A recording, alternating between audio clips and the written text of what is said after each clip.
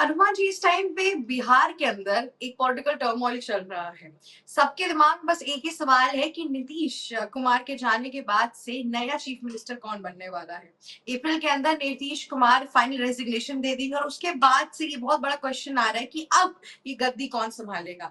जिस तरीके से बीजेपी ने पूरे टाइम बिहार पे अपने एफर्ट्स डाले, हमेशा से एक चीज बीजेपी को बहुत खटकती रही है कि बीजेपी का कोई बीजेपी से सीएम नहीं बना है वहां पे। हमेशा हम्म। जेडीयू से बना है और अलायंसेस में ही बना है।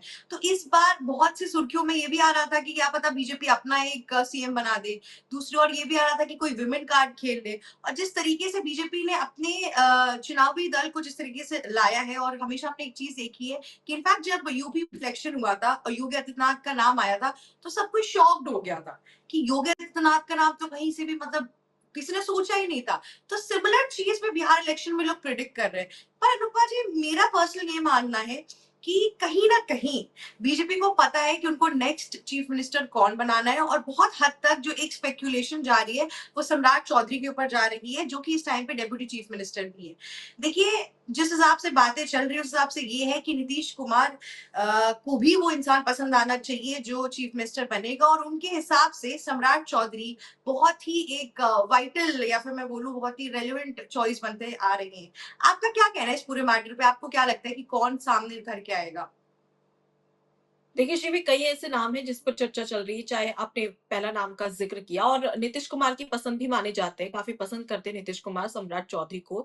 इसके अलावा नित्यानंद राय की बात कर ले या विजय सिन्हा की बात करें या दिलीप जायसवाल की बात कर ले, ये तमाम जो नाम है वो सामने आ रहे हैं। लेकिन इससे भी खास कि बीजेपी हमेशा से चौंकाने वाले के लिए जानी जाती है। चाहे हम मध्य प्रदेश के मुख्यमंत्री की बात करें, जब इलेक्शन हुआ था तब किस तरीके से डॉक्टर मोहन यादव को सीएम बना दिया गया था। उसके बाद में राजस्थान की बात करें या छत्तीसगढ़ में विष्णुदेव साय की बात करें, तो ये वो एग्जैक्टली। चेहरे हैं जो कि तमाम राज्यों में बीजेपी ने सबको चौंकाया।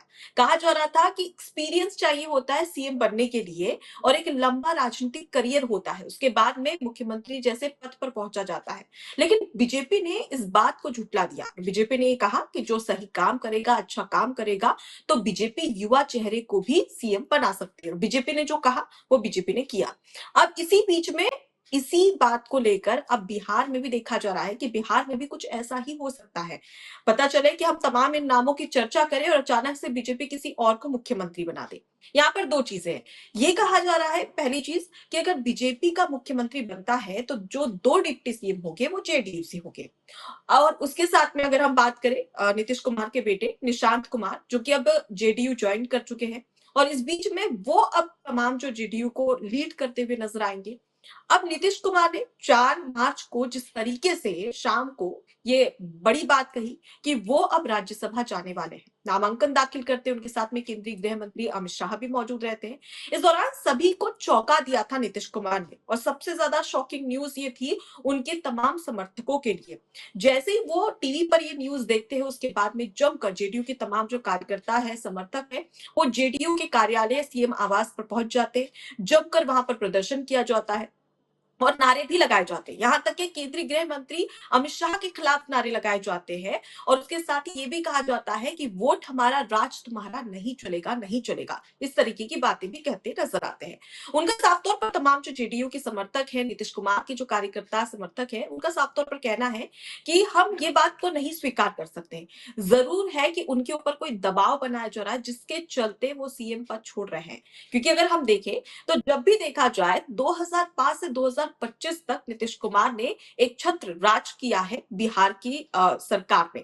और इस दौरान ये कहा जा रहा था, क्योंकि 2025 में जब विधानसभा चुनाव बिहार में हुआ, तो उस दौरान भी नीतीश कुमार के चेहरे पर ही एनडीए ने अपना चुनाव लड़ा, और इस दौरान ये नारा दिया गया कि 25 से 30 एक बार फिर से नीतीश। तो ऐसा क्या हुआ 105 दिनों के अंदर कि सीएम पद की शपथ लेते नीतीश कुमार और अचानक से वो अपना पद छोड़कर ये कहते हैं कि अब मैं राज्यसभा जाने वाला हूं, और राज्यसभा जाने की इच्छा जाहिर करते हैं, नामांकन दाखिल करते हैं, और कहा जा रहा है कि 10 अप्रैल तक के वो सीएम पद छोड़ देंगे, और उसके बाद में अगला सीएम कौन होगा बिहार का, इसको लेकर भी चर्चा चल रही है। अब इस बीच में तमाम नाम सामने आ रहे हैं, लेकिन बीजेपी क्या फैसला लेती है इस पर सभी की नजर रहेगी। अब इसमें एक और चीज सामने आती है कि निशांत कुमार, जिन्होंने जेडीयू अब ज्वाइन कर ली है, अगर नीतीश कुमार केंद्र की राजनीति में चले जाते हैं, हालांकि अभी तो नामांकन दाखिल किया है, लेकिन कई ऐसे समर्थक है उनके जो कोशिश कर रहे हैं कि नीतीश कुमार नामांकन अपना वापस ले लें और बिहार की राजनीति में बने रहे। अगर वो ऐसा नहीं करते हैं तो निशांत कुमार जेडीयू को संभालते नजर आएंगे। अब निशांत कुमार 2030 तक, मतलब कि अगर फिलहाल की स्थिति में देखा जाए तो जेडीयू का बिहार में वर्चस्व है। ऐसे में अगर निशांत कुमार जेडीयू को संभाल लेते हैं, उसका नेतृत्व अच्छे से कर लेते हैं, तो 2030 के बाद भी जेडीयू का हमें एक तरीके से चमत्कार देखने को मिलेगा। लेकिन अगर वो 5 पर सालों में ऐसा नहीं कर हाँ, पाते तो कहीं ना कहीं जेडीयू का जो अस्तित्व है वो खतरे में हो सकता है। चीड़ों का अस्तित्व कहीं न कहीं थ्रेटन तो ऑलरेडी हो चुका है। अब भले ही नीतीश कुमार इस चीज़ को समझ नहीं पा रहे, उन्होंने जो राज्यसभा में अपनी अर्ज़ी फाइल किया, वहाँ पे जब वो जा रहे हैं अपने एक नए इलेक्शन के लिए और यहाँ पे नीतीश कुमार जो उनके बेटे हैं, उनको डेप्यूटी चीफ मिनिस्टर बनाने की बात की जा रही है या फिर उनके पास एक बड़ा एक डिपार्टमेंट आने वाला है। पर मुझे लगता है कि इनको डेप्यूटी चीफ मिनिस्टर ही बनाया जाएगा क्योंकि नीतीश कुमार की वजह से ही बीजेपी इतना वर्चस्व कर पाई है बिहार के अंदर। तो नीतीश कुमार अपने बेटे का पॉलिटिकल डेब्यूट तो करा के ही जाएंगे और इतनी छोटी एक तरीके से उस पे सीट पे तो उसे नहीं लेके जाएंगे। पर मुझे लगता है बीजेपी यहाँ पे पूरी कोशिश करेगी कि उनके पार्टी से इंडिविजुअली कोई चीफ मिनिस्टर बने। ऑल्सो एक और चीज भी हो हम्म। सकती है कि एक विमेन चीफ मिनिस्टर का बहुत नाम आ रहा है क्योंकि अगर आप हमारे देश के हम्म। अंदर देखेंगे तो ममता बनर्जी, रेखा गुप्ता, इन सब लोगों को छोड़ के एज सच कोई विमेन सीएम नहीं है।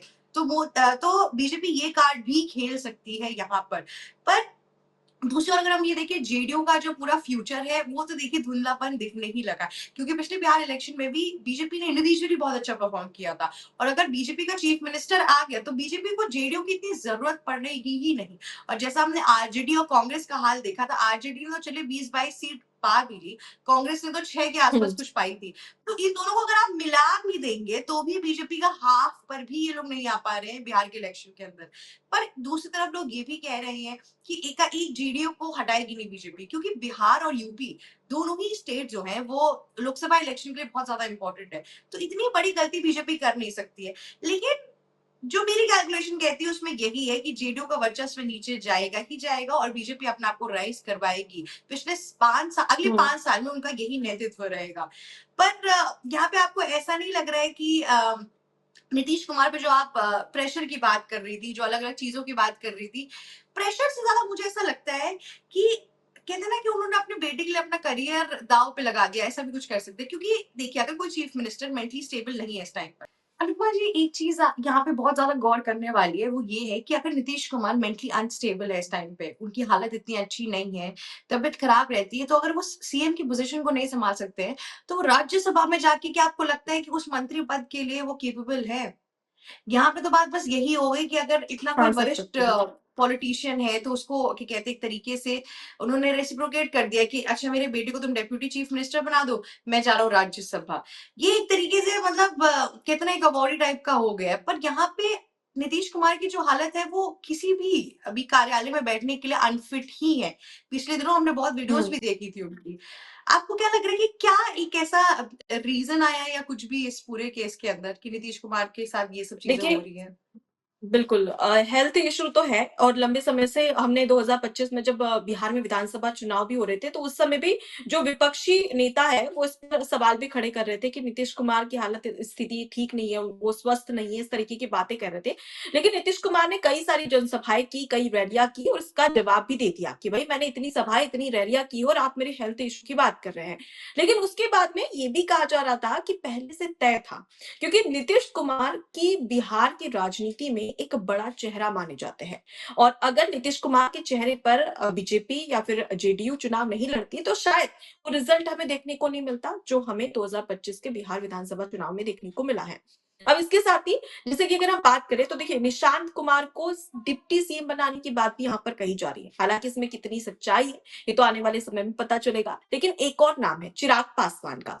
चिराग पासवान का नाम भी सामने आ रहा है। कई सारी तस्वीरें वायरल हो रही है जहां पर बीजेपी के कार्यालय के बाहर चिराग पासवान के बतौर सीएम वाले चेहरे को लेकर उनके पोस्टर्स भी लगे हैं। तो नाम कई सारे आ रहे हैं लेकिन हमें मुझे लगता है कि थोड़ा सा इंतजार करना होगा और निश्चित तौर पर हेल्थ इशू है क्योंकि लंबे समय से मतलब 10 बार मुख्यमंत्री बिहार की राजनीति में शपथ ली उन्होंने 10 बार सीएम पद की, तो इससे बड़ी बात कोई नहीं होती किसी भी नेता के लिए। लेकिन कहते हैं ना कि कुर्सी पर हमेशा एक ही व्यक्ति बैठा नहीं रह सकता है, हमेशा कुछ ना कुछ चेंजेस होते हैं। परिवर्तन एक की और प्रकृति का नियम है और इसी पॉइंटर के तहत हाँ। अब देख जी, एक और जी। पॉइंट मुझे ऐड करना है क्योंकि मुझे एंड में जाते-जाते अपने दर्शकों को कह दूँ कि मुझे अभी भी लगता है सम्राट चौधरी बने क्योंकि अभी रिसेंटली मीटिंग हुई है, जिसमें बीजेपी के हुँ, प्रेसिडेंट नवीन जी और अमित शाह और सम्राट चौधरी बैठे हुए हैं। देखिए ऐसी कोई मीटिंग एकदम इस पूरी चीज़ के पहले अगर होती है तो एक बहुत ही ज़्यादा पॉलिटिकल रेलेवेंस है इस मीटिंग का कि यही 3 क्यों बैठे हुए हैं और सारे इतने नेता हैं क्यों नहीं, चिराग पासवान क्यों नहीं है, बाकी सब लोग क्यों नहीं आए। तो हर हिसाब से जो मीडिया रिपोर्ट्स हैं, एक्सपर्ट्स हैं, बीजेपी की जो साइडलाइनिंग है, सब कुछ है, उस हिसाब से तो यही लग रहा है कि सम्राट चौधरी बनेंगे, पर अब खैर सही बोल रही हैं आप, आगे देखना बहुत ज़्यादा ज़रूरी है। विषयगत जो टॉपिक रहेगा नहीं मतलब चर्चा का जो टॉपिक रहेगा वो यही रहेगा कि एंड में जेडीयू का क्या होने वाला है? बस। बिल्कुल। एबीसी हिंदी न्यूज़ आज ही जुड़िए हर खबर के साथ।